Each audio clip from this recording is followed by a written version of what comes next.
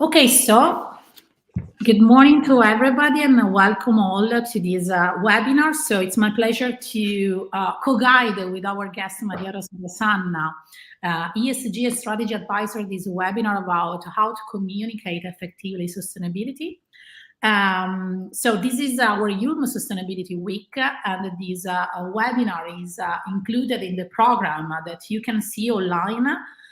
We had different webinars about the topic concerning the sustainability for the World Earth Day and World Earth Week. So now we are talking about sustainability and communication, but this afternoon there is another webinar that could be absolutely interesting.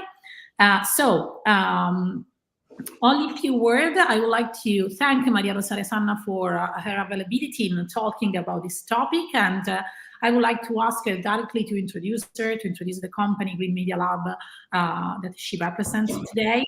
And I would like to exploit this opportunity to make the first question, because one of the challenges nowadays for communicators is to communicate ESG objectives, especially for what concerns the sustainability field. So, and my perception and impression is that most of the company, they consider the ESG like an add-on element. So how to integrate them in the communication and business strategies. So the stage is yours. Thank you so much. Hi, Grazia. Good morning. Good morning, you all. And thank you for having me. It's really a pleasure to go back to the university where I started my career. So it's really an emotion also to celebrate Earth Day with you today. Let me first introduce Green Media Lab. Green Media Lab is a public relation, communication, and ESG advisory company. We are based in Milan since 2012, but we are now active also in EU, US, and China. Basically, the company has 3 departments: the PR unit, who is in charge of media relations, influencer marketing campaigns, and events; a digital unit that is in charge of social media campaigns, advertising, content production, and then we have an ESG unit where I do work as well as an external consultant, and we work to support companies in identifying ESG strategies and create proper action plans to join these ESG objectives. And within that, I am guiding, I am supporting the ESG unit, but my story is a little bit longer because I started my training, my education at IULM University many years ago with Grazia. I graduated in brand management with a master's degree, and then I started my career in marketing.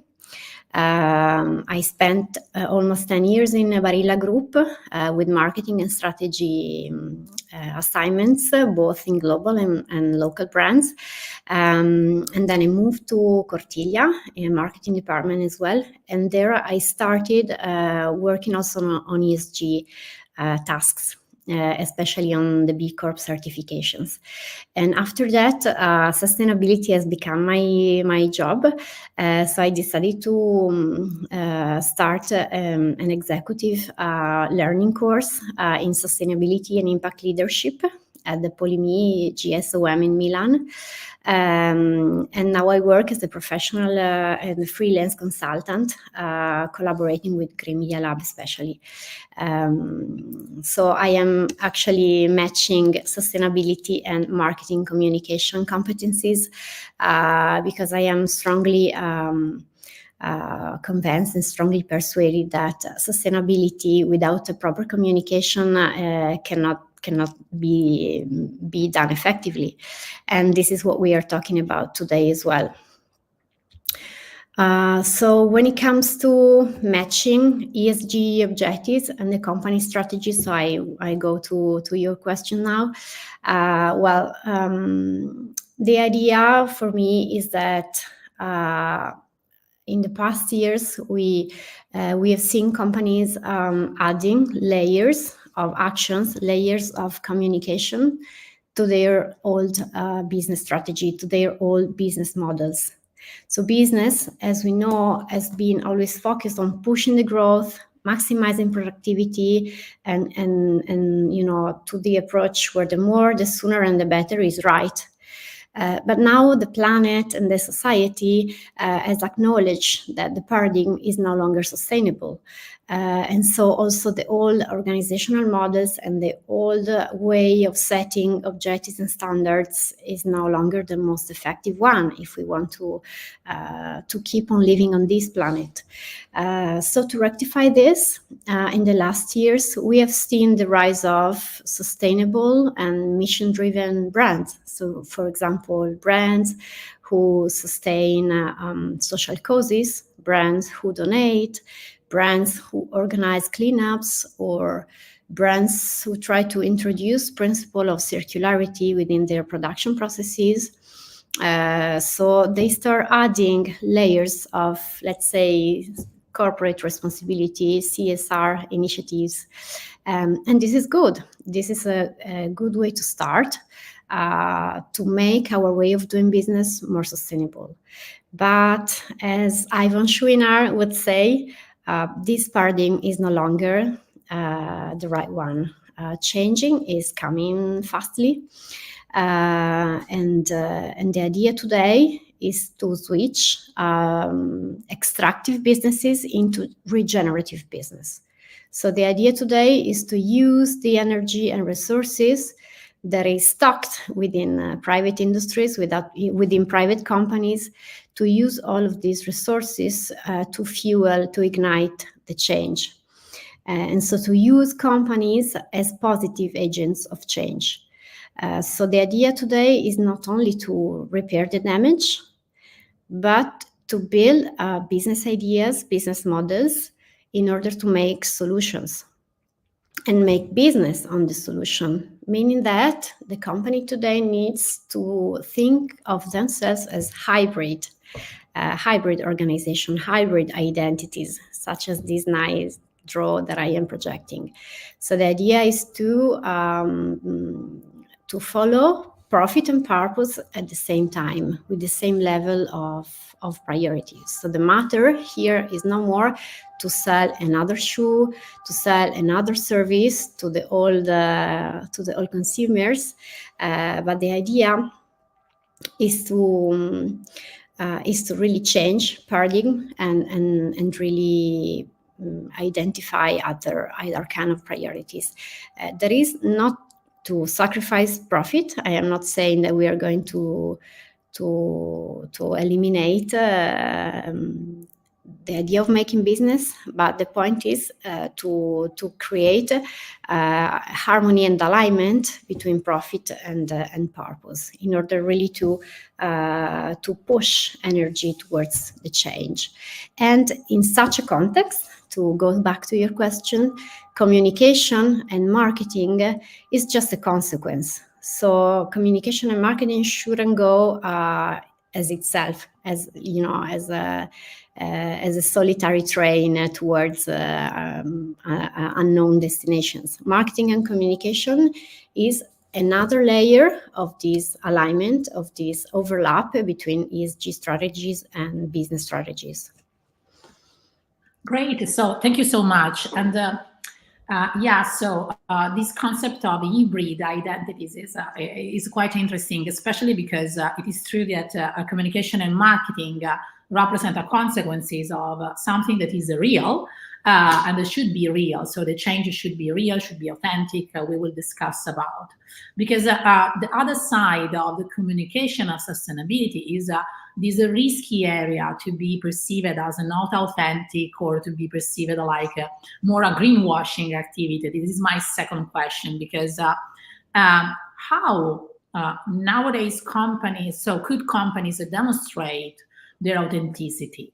So in order to not falling into greenwashing, and I know that you have huge knowledge and experience for what concerns especially legislation. So recent norms in terms of how also European norms, European legislation could affect this topic of transparency. If you could mention something, thank you.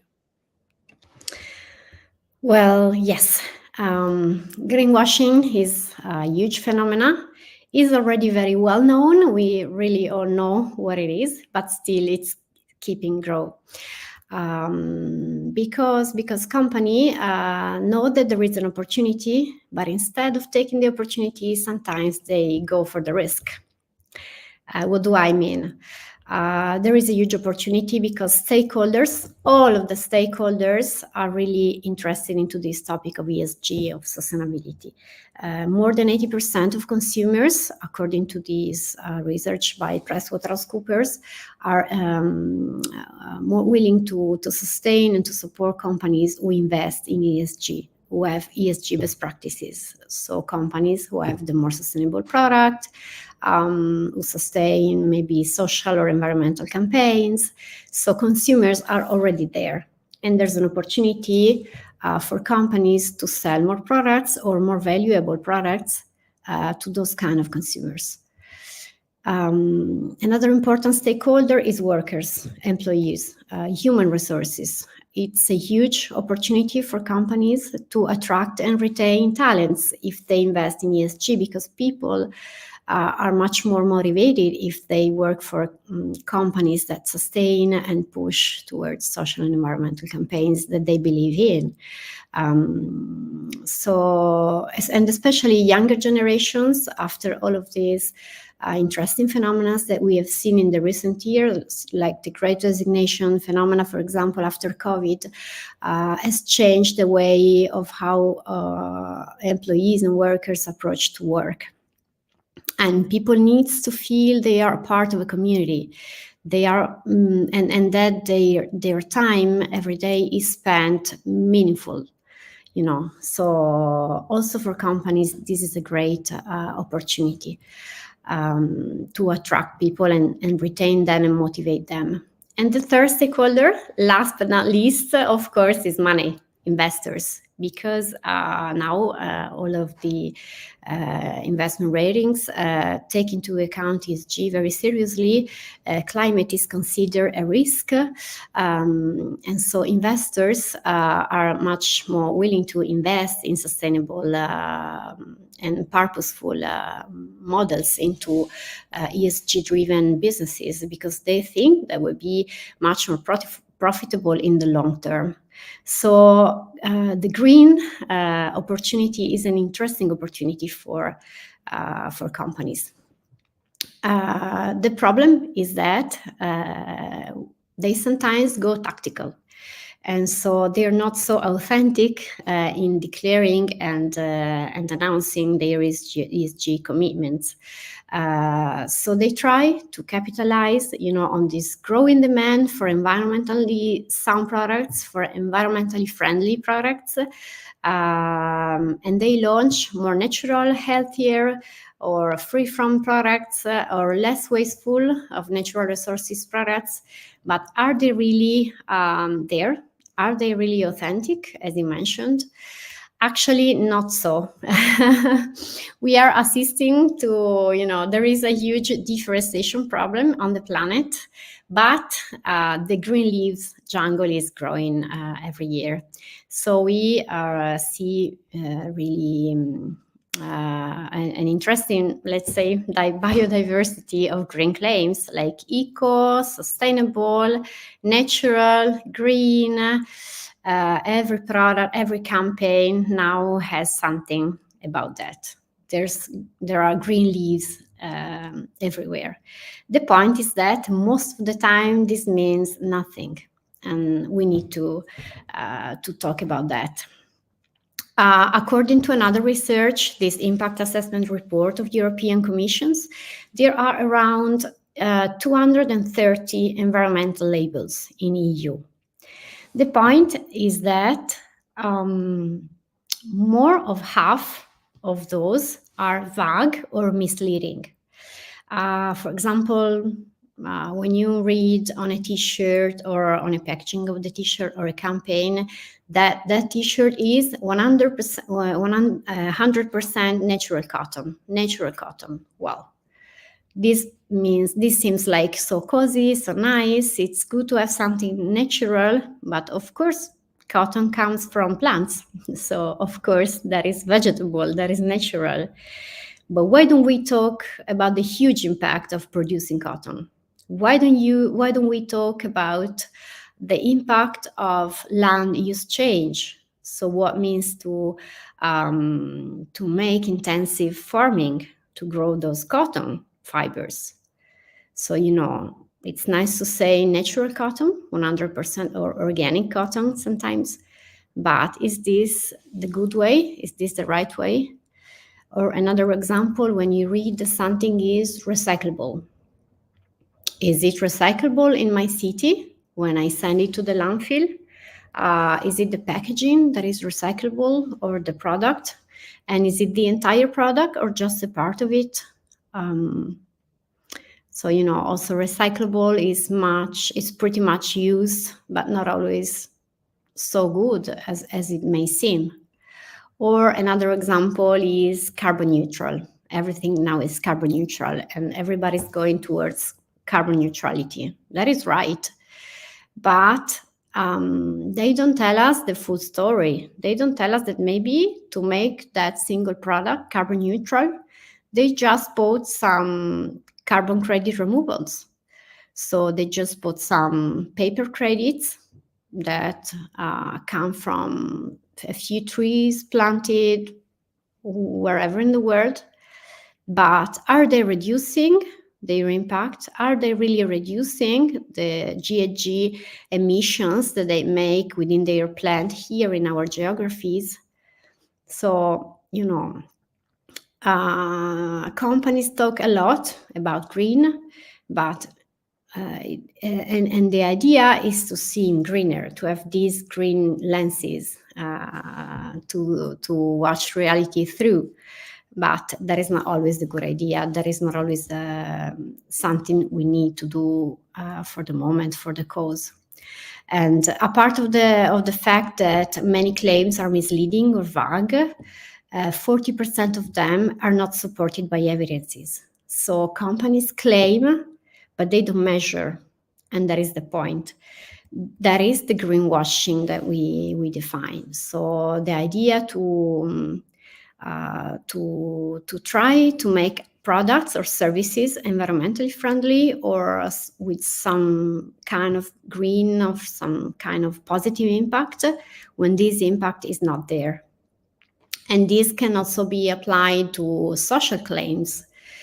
So if you think about pinkwashing, social washing, the dynamic is the same. If I mention just one product, Pandoro, you can surely recall in your mind what do I mean. And luckily, people and institutions are becoming more and more aware and sensitive towards the point. So I hope that greenwashing has a short time to live more. Greenwashing is also just the top of the iceberg because problematic behaviors of companies are not only just greenwashing, we may have others. In this map, we have on the horizontal axis the environmental performance that can be negative or positive. So we can have extractive companies and regenerative ones. And on the vertical axis, we have the communication on environmental performance. That can be active, so we can have communication, or it can be silent. So greenwashing, as properly said, is on top left area of the screen. So greenwashing defines those companies who communicate but do not act. So, or that maybe over-communicate, are over-promising about their products and strategies. On the other side, if we have a positive performance and then active communication, so top right area of the screen, we have a vocal green firm. In this area, we can have all of those hybrid organization or companies that do the right job. I can mention Patagonia among all the others as the leader in both doing and communicating sustainability well. And all of these communication that perfectly align ESG strategy and action. On the bottom side of the screen, if we have negative performance and no communication, we have silent brown firms. So most of the companies are still there within old business models, and maybe they don't even communicate. And finally, on the bottom right area, we have the silent green firms. So all of these firms that maybe have positive environmental performances, that are committed to reduce their impact, to reduce emissions, to have positive impact on communities, but maybe they do not communicate, or they do not communicate enough or effectively, or they do not involve all of their stakeholders. It's important to mention these ones because this phenomena called greenwashing is also a negative one. When a company is engaged in an ESG strategy, in ESG initiatives, they need to communicate. It's very important to communicate. It's a precise due, because if we act lonely, we are not going to change industries. We are not going to change communities, society. We need to involve suppliers. We need to involve our internal community, our investors. All of the stakeholder set needs to be involved and needs to be informed, educated, and we need to raise also their commitment towards the change. It's very important. Also, if you look at the B Corp, for example, rules, it's a precise necessity for companies, not only to be part of the movement, but also to give voice to the movement. It's very, very important. Now, to summarize this part, we need to, companies need to make 3 steps. First of all, identify a strategy. So which is the starting point? Where do I want to go? Which is my mission in terms of ESG objectives? Second, take concrete actions, of course. Introduce some change in our way of doing business, and measure the effects, measure the impact. It's very important.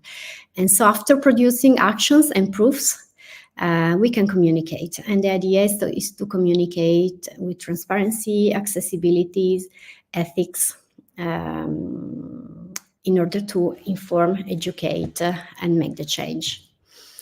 Of course, this is very difficult. We have plenty of examples of greenwashing out there. I will provide you with some very, evident cases, like Verra, very bad greenwashing case. Verra was a leader certifier in the industry of carbon credits. And it has risen to the chronicles, to the scene, because it was verified that 90% of the credits sold were empty, were phantom credits. So they were doing double countings, double selling of credits. So maybe planting 1 tree and selling 3. The effects of 3 trees. It was like a very bad example. Not only because, of the greenwashing itself, but because it had the power to lower the credibility of the entire industry. So it's very important to be reliable also for this point, because you don't only damage your own reputation, but this can be extended to the entire industry, the entire competitive landscape. Another case was Ryanair. A few years ago, they came out with a campaign claiming that they were the lowest emission airline, with a theoretical calculation of CO2 per passenger per kilometers flown. and justifying this campaign with like average load factor arguments, so just theoretical calculations. But then the Advertising Standard Authority in the UK stopped the campaign. It was retired because it was considered as a greenwashing because the data were not enough to present such a statement to be the lowest emission airline. They were not comparing themselves to others. They were not measuring properly, so they calculated using wrong data. And so this was also an example of greenwashing because, it's not only to provide data, but they need to be well managed, well used. Or instead, you just say silent. Another example, also from the UK, is Tesco. A few years ago, came out with this campaign to push consumers to move to plant-based products. And that can seem like a good idea to push people to eat less meat, because we of course are, all agree that that meat has a high environmental impact. But the point is that aside of the effects on human health, are we measuring which is the impact of this single burger or vegetable substitute, or are we just trying to sell something more? So if you don't have a solid argument like an LCA or a proper measurement of the real impact of your products compared to the substitute product, you cannot claim that this helps the planet. Maybe helps the health of the specific consumers. Yes, maybe it's a good idea to be more plant-based, but still, before claiming that you're helping the planet, you need to be very solid into that. In terms of risk, we can of course point that risk is two categories of risk. First of all, legal one, and we would be going to the Green Claims EU perspective in a few seconds, but also the reputational one. Reputation maybe can't be repaired, maybe can't be solved. This investigation from Brandwatch done in 2023 is about the reputation of Fileni, the organic chicken company in Italy, after the TV news show report from Rai 3 came out.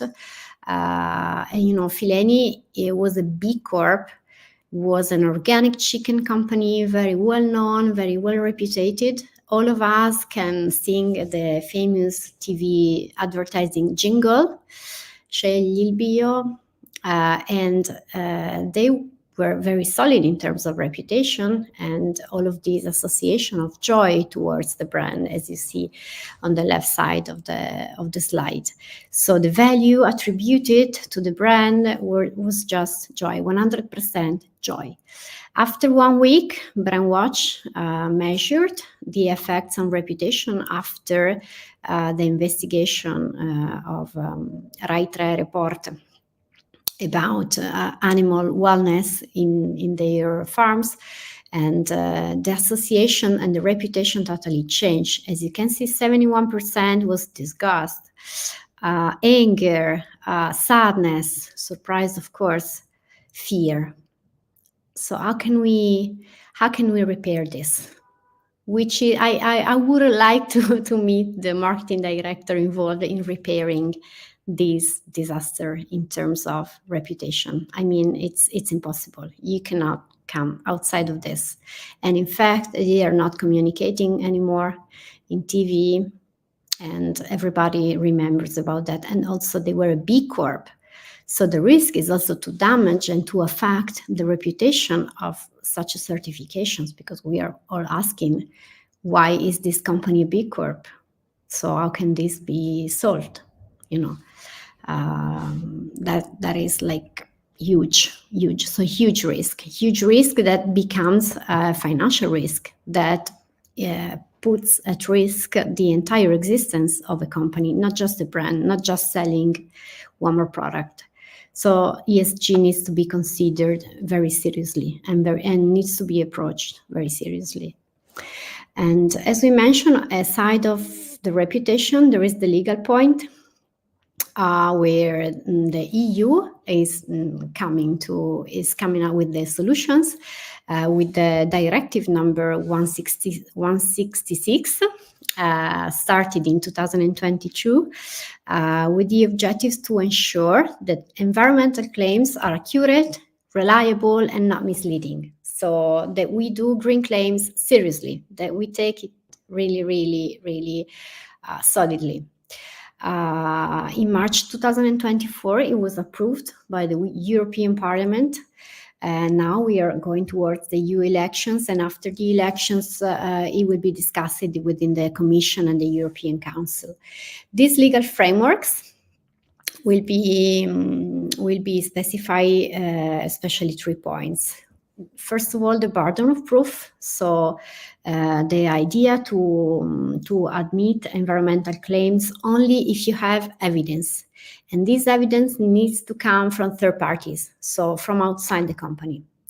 Secondly, the verification timelines. So the authorities will need to identify processes to analyze and approve the claims.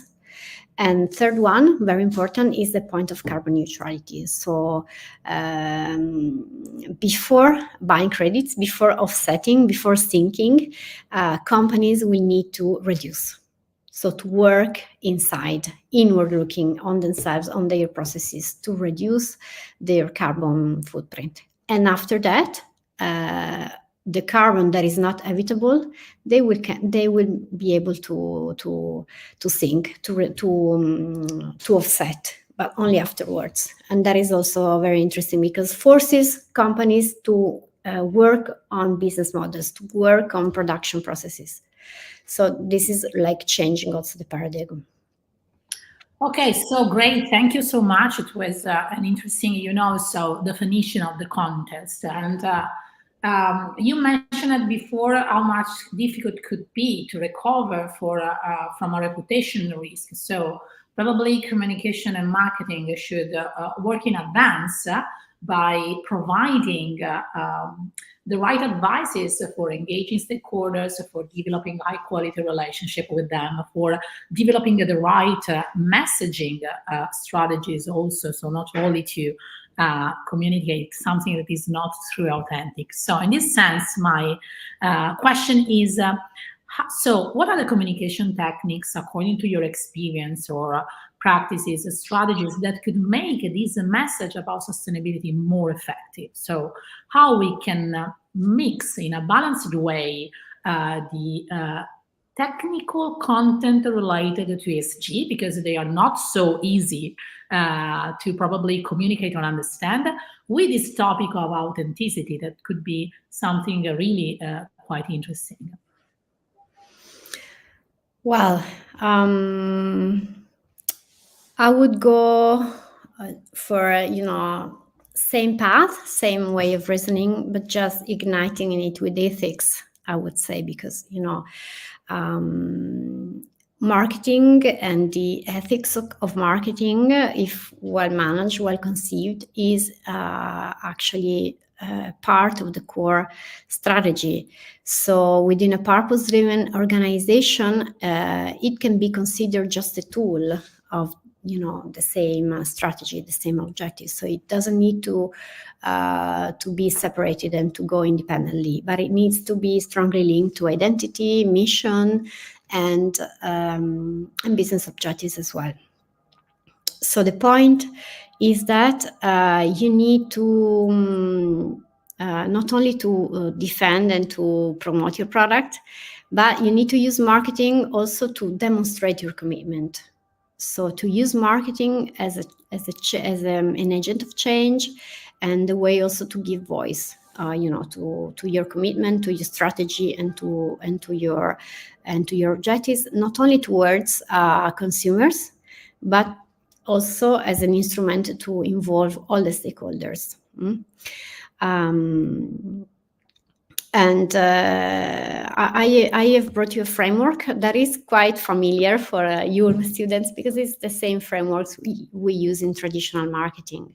So we start building a marketing plan with 6W. Who, first of all, so which is the target? Who is this message for? And in this case of ESG objectives, you don't only think about clients, but you think about stakeholders as an enlarged community.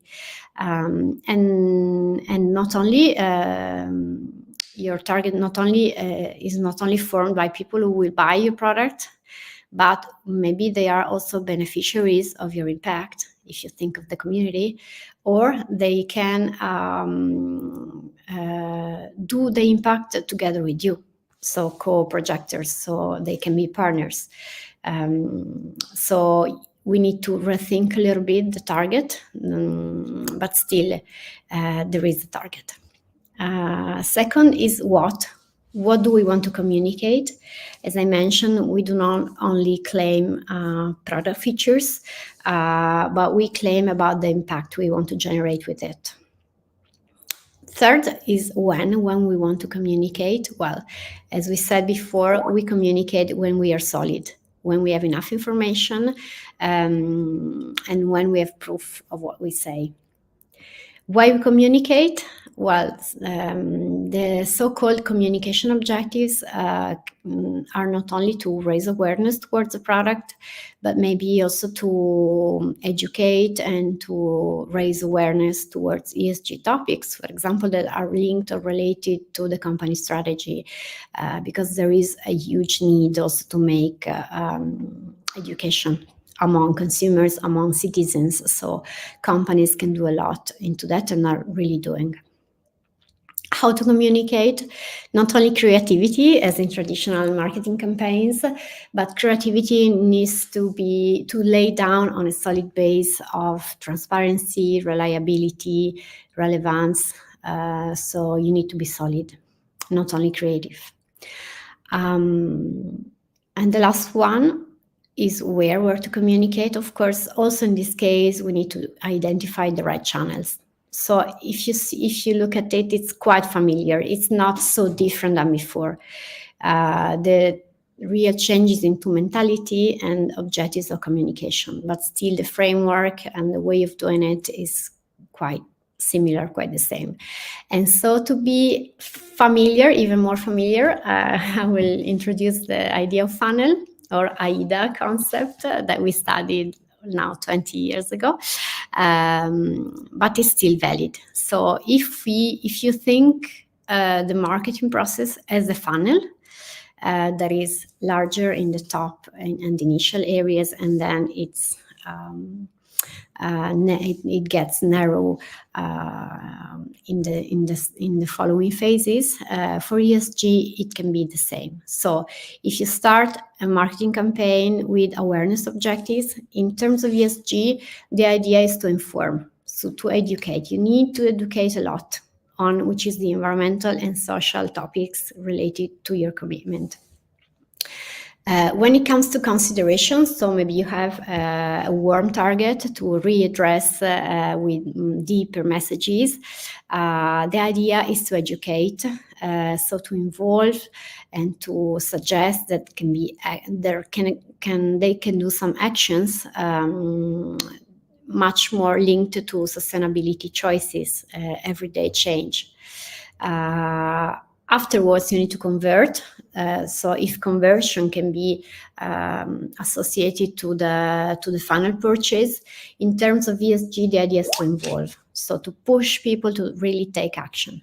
And then if you go to repurchase or loyalty phase, and so you have a bond with your community and they are loyal to your brand, also in terms of ESG processes, they become agents of change. So they get new habit, they start to participate to broader movements, and they really are part of the change. So if you see it, it's quite the same. The process, the idea, the approach is quite the same. Yeah, absolutely clear. My last question for you, and then we have started to collect some questions from the audience, so we will address the last part of the presentation for answering. So thank you so much. If you want to add something, Sure. feel free to do. Because, so we also live in a context that is digital driven and, of course, requires new dynamics, new strategies, new practices. So my question for you is, okay, what are the key trends that you see, especially connected probably with the social media environment, that could be relevant for this ESG communication? So if you can provide some example based on your experience. Well, yes. I see that school and traditional media is lagging behind in this path to spread knowledge and raise awareness, while instead the media dynamics are deeply changing. The point is that it's changing the way we get informed globally. And if you see from this research, for example, where people were asked, where do you primarily get your news and information from? People no longer respond that the information is got in TV or media websites. So also the digital panorama is changing a lot. People no longer visit websites, but they stay on social platforms because also the algorithm are now changing and they are built to retain people within the platform and penalize those kind of content who push people to get outside the platforms. This is a huge point. And also the paywalls in the traditional medias are, I would say, pushing people out because it has become very, very difficult also to read the newspaper online if you don't pay or if you don't give your data. It means that people, especially young people, they stay on social media. And which ones, which is the social media they use to get informed? This is TikTok. So it is no longer Facebook. It is no longer Twitter, that historically was the social media of where to gather information, but now it's TikTok. So what can we do? We cannot ignore the phenomena. We can, of course, claim that there are some topics, some arguments like sustainability that require a little bit of explanation, a little bit more time, and not so and not to be so fast and so concentrated as social medias can be. But still, if people are there, we can't avoid to be there as well, and to be there in the right way, with the right language and the right approach. That is not just making jokes, but is to identify the right cut to give to messages. And also another nice idea, in my opinion, is to learn from those who already are there and those who are inventing and transforming and creating the social media and how they work. There are nowadays content creators, so young people that are really making the job and inventing the industry. I have brought 3 examples. They are Italians, but it's just to give you an idea of how can very well mix effectively and involvement. So both mix the power of education and raising awareness within the ability to involve, to engage, and not to bore young audiences. Il 15 maggio per l'Italia non è solo il giorno in cui Papa Innocenzo IV ha emesso la bolla papale ad extirpanda per estirpare le eresie dal territorio italiano, ma è anche l'Overshoot Day, quindi il giorno del superamento. Ci sono diversi tipi di superamento: degli ostacoli, del limite di velocità, delle relazioni, ma qui non metto la foto solo per pietà, prego, e della quantità di risorse naturali che un pianeta può riprodurre in un anno. Ovviamente noi parleremo del primo, dell'ultimo. Mai una volta che ci si diverta. Allora, immaginatevi di avere dei bicchieri d'acqua. Dovremmo usarne uno all'anno per far sì che l'acqua si possa rigenerare, rinnovare annualmente e naturalmente. Invece ora ci troviamo in una situazione in cui stiamo bevendo il bicchiere destinato al nostro anno solare e pure tutti quelli dopo. Tradotto nel mondo reale significa che stiamo utilizzando le risorse che dovrebbero essere utilizzate negli anni successivi. Invece il nostro consumo sfrenato ci porta a bruciarle letteralmente come se non ci fosse un domani. L'Overshoot Day viene calcolato ogni anno dal Global Footprint Network, un'organizzazione internazionale che si occupa di sostenibilità e che determina la cadenza di questo giorno attraverso il confronto fra l'impronta ecologica dell'umanità, ovvero le risorse naturali che utilizziamo, e la capacità del pianeta di rigenerare tali risorse. E anche quest'anno ci dice in soldoni che ci stiamo comportando veramente, ma veramente da cazzoni. Quanta acqua consumi al giorno? Non ci crederai. È vero, molta acqua che usiamo è l'acqua cosiddetta visibile, l'acqua che usiamo per bere, cucinare, lavare. Si parla di circa 137 litri a testa. È un piccolo problema però. Perché questa è solo la parte visibile. Vi sono anche due parti invisibili. L'acqua usata per la produzione di prodotti industriali quotidiani, Come carta, cotone o vestiti, o l'acqua associata alla produzione di cibo. Stimata intorno ai 3.500 litri al giorno. Altro che 137. Pensate solo all'acqua che serve ad una mucca, per bere ma anche per irrigare il futuro mangime, per la pulizia delle stalle. Ed ecco che per produrre 1 chilo di carne serve un sacco d'acqua. Non so se percepiamo quanti sono tutti questi litri. Certo, ci sono prodotti che consumano più o meno acqua, però Per risparmiare acqua, sai già cosa devi fare. Fai attenzione a quello che mangi ed anche al cibo che sprechi. e comunque non sprecare neanche acqua in casa, Mangiamo una carta di credito di microplastiche a settimana. Allora, questo dato arriva da una pubblicazione del WWF. Un nuovo studio dell'Università di Newcastle, in Australia, suggerisce che la persona media potrebbe ingerire approssimativamente 5 grammi di plastica ogni settimana, l'equivalente di una carta di credito. Lo studio è poi stato pubblicato, ma dice una cosa un po' diversa. Parla di 0,7 grammi a settimana, con un intervallo che va dagli 0,1 ai 5 grammi. Ecco dove saltano fuori. Ora ditemi voi se questa vi sembra una scelta comunicativa condivisibile. C'è poi un'altra ricerca del 2021 che è arrivata a risultati decisamente diversi e parla di 4 microgrammi di plastica a settimana, cioè praticamente 1 milione di volte in meno rispetto a quanto comunicato dal WWF. Non parliamo più di una carta di credito a settimana, ma di una carta di credito ogni 23.000 anni, che se permettete è una cosa un po' diversa. Purtroppo la verità è che ad oggi non sappiamo davvero quante microplastiche ci mangiamo e sfortunatamente non sappiamo neanche se ci fanno male, come ci fanno male ed eventualmente quanto ci fanno male. L'unica cosa che oggi possiamo dire con ragionevole certezza è che le mangiamo e che probabilmente bene non ci fanno. No, Maria Rosaria, so only to, not to interrupt you, but because it's interesting and I would like only to ask your opinion about the communication style that can address this new generation, because, okay, they were in Italian, but it's really clear, you know, a more dynamic way of presenting the complex information that are making understandable by using, you know, so a real example. There is also a little bit of a theatrical competence sometimes in showing. So this is what the TikTok generation probably expect to leave a content, because this is a sort of content experience and not is an educational topic. Yes, I consider these 3 guys best practices.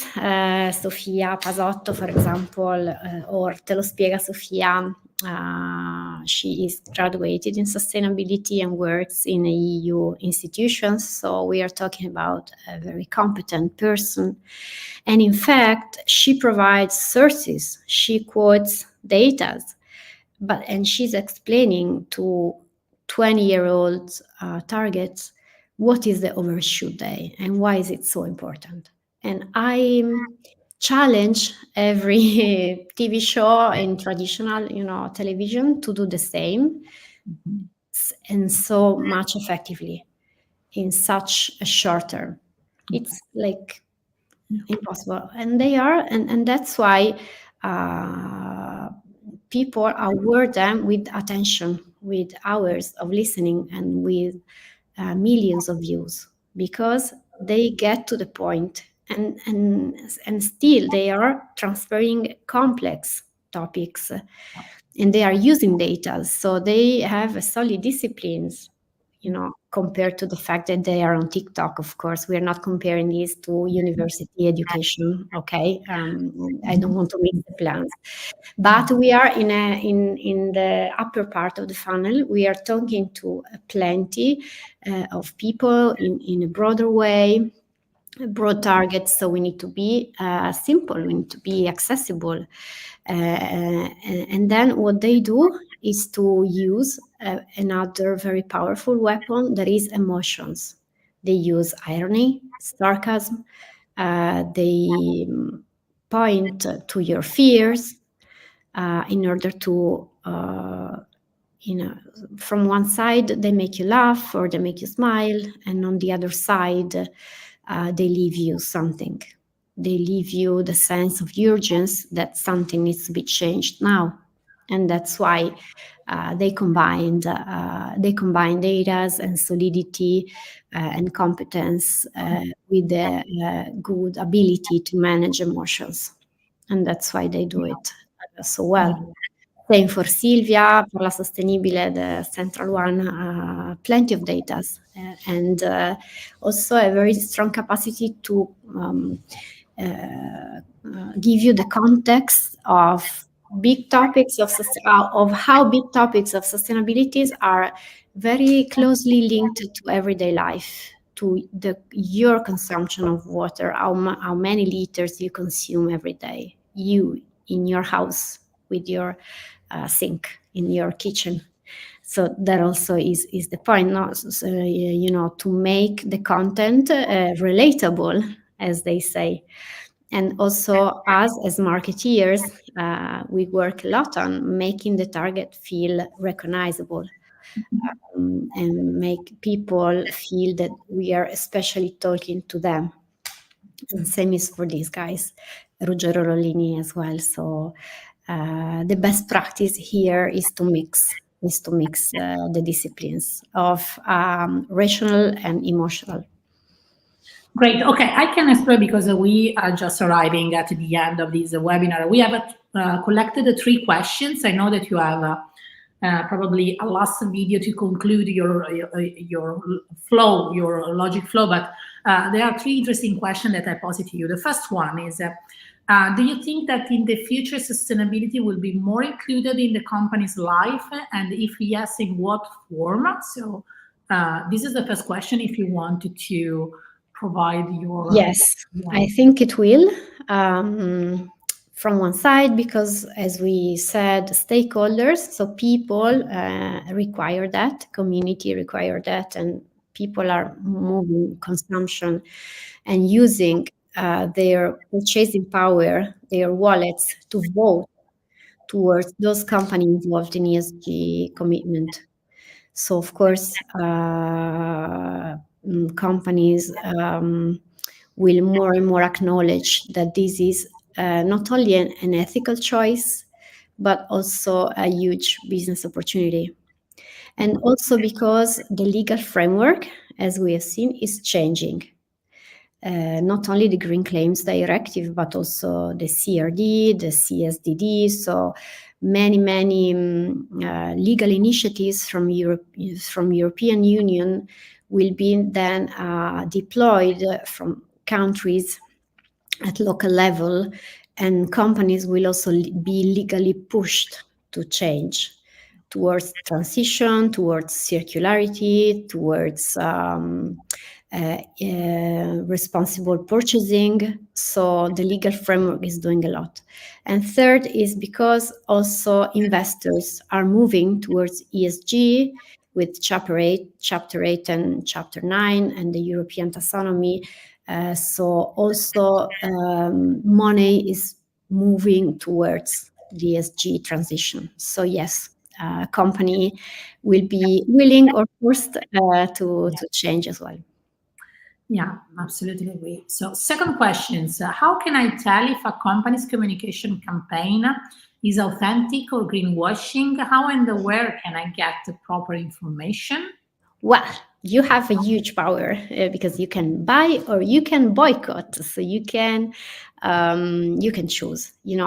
Buying today is like a right of vote that we have as consumers.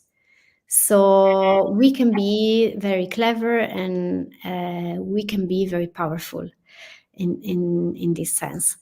And in terms of identifying and understanding the messages, where you can go to the website. If they have done something, they will be happy to tell us. So if they have something to say, they will be maybe publishing environmental reports, or environmental commitments or environmental certifications, for example, to demonstrate that their commitment is solid and is true. If they don't tell nothing solid, they don't provide us with researches or proofs or certifications, maybe there's nothing. And you can eventually contact them and ask for more and clarify them. Or there are all of these authorities like Agicom that you can use at your advantage to request some verification. So as consumers, we can do a lot. Of course, it takes time. It takes some effort from us to dedicate to gather information, to look what's behind the green claim. But yes, we can try to look at what's behind and see if there's something solid. Yeah, we can say probably that be consumer is also a responsibility, because this is our way for probably to stimulate in changing. So by asking questions and by making our efforts in doing so. Last question, that is the biggest one. So that is, how can a company recover after reputational damage due to greenwashing? So this is probably, we say, so the sun ground of communication, but please, if you could provide your idea. When we were young, we did a very interesting exam in crisis communication. I don't know if Mr. Invernizzi is still there. I hope so. Professor Invernizzi, yeah. Yes. He's not at the university, but yes. So, but yes, that is the point. The first solution for reputational damage is prevention. So the first good idea is to avoid reputational damage by prevent. So of course, to make a lot of auditing internally and to keep things under control, to act legally, and to have a good governance. ESG, the G part stands for governance, so it stands for controlling what happens within the company. But when shit happens, you should have a good crisis plan. And I can mention plenty of cases like BP, Volkswagen, Costa Crociere. There are plenty of examples of companies that had to cope with some crisis. A good crisis plan includes who is the spokesperson, what we say to the questions that we already prepared, and so on. Some companies recover from crisis if they admit that a mistake has been done. So if they take responsibility, if they care of people or communities or the environment that is being damaged by them, by their actions, and of course do as much as possible to repair. So just like human beings, if we say sorry and if we try to do something to repair the damage, our reputation can be saved. If we try to hide responsibility, if we try to if we don't respond, if we stay silent, it would be more difficult. it's not that easy. It's not that easy. Yeah. Also, there are crises that maybe are solved very well, but still are recalled in the memory, and it takes a lot of time. So it's very difficult. So the first thing you will see in a manual for crisis communication is to avoid crisis, is to do a good prevention. Yeah, no, absolutely agree. Okay, so Maria Rosaria, we arrived at the end. I don't know if you want to show last content or if you want to conclude in a different way. Feel free to go to the conclusion, and then we can say hi. So yes, it's going to be very, very short, so just resist a few seconds. 15 maggio per l'Italia non è solo il giorno in cui... Okay, just last video. This is all wrong. I shouldn't be up here. I should be back in school on the other side of the ocean. Yet you all come to us young people for hope. How dare you? You have stolen my dreams and my childhood with your empty words, and yet I'm one of the lucky ones. People are suffering. People are dying. Entire ecosystems are collapsing. We are in the beginning of a mass extinction, and all you can talk about is money and fairy tales of eternal economic growth. How dare you?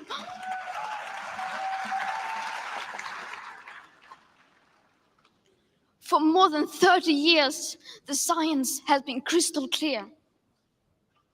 How dare you continue to look away and come here saying that you're doing enough when the politics and solutions needed are still nowhere in sight? You say you hear us and that you understand the urgency. But no matter how sad and angry I am, I do not want to believe that. Because if you really understood the situation and still kept on failing to act, then you would be evil, and that I refuse to believe. So I want to leave you all with This such powerful message, that is the "How dare you" speech by Greta Thunberg, because the idea for us as communicators, as marketeers, is that this topic of the climate change and the idea to save the planet and all of these ESG objectives is that this is the biggest story of the world. This has to do with all of us, with all of our lives in every geography, every country, at every level of the society. And communication can be a very good solution, a very good idea, a very good tool to tell effectively this story, to raise consciousness, to raise action, and maybe change the ending. So I want to leave you all with a message of good luck and to enjoy the story and work all of us together to make the right ending. Thank you so much, Maria Rosaria. Thank you so much. So it was a really pleasure to listen your speech, to talk, and to have this moment of thoughts that is quite important, especially for making this change available. So I would like to remind you the program for this IULM Sustainability Week, and invite you all this afternoon. We will focus more on the industry of food security. That is also an industry that requires really increasing attention for the topic. So again, thank you so much, Maria Rosaria. Thank you all for having been with us. Thank you for having me. And really happy World Health Day, the happy IULM Sustainability Week to all. Bye-bye. Bye-bye.